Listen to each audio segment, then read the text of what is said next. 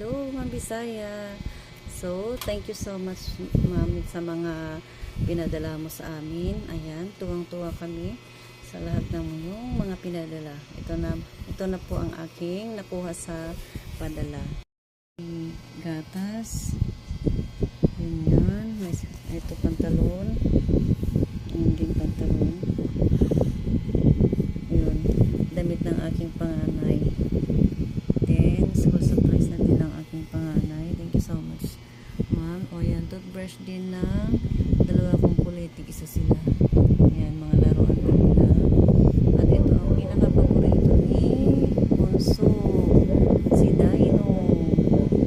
Ayan, yan din kay Kuya. Ito yung kay Bunso.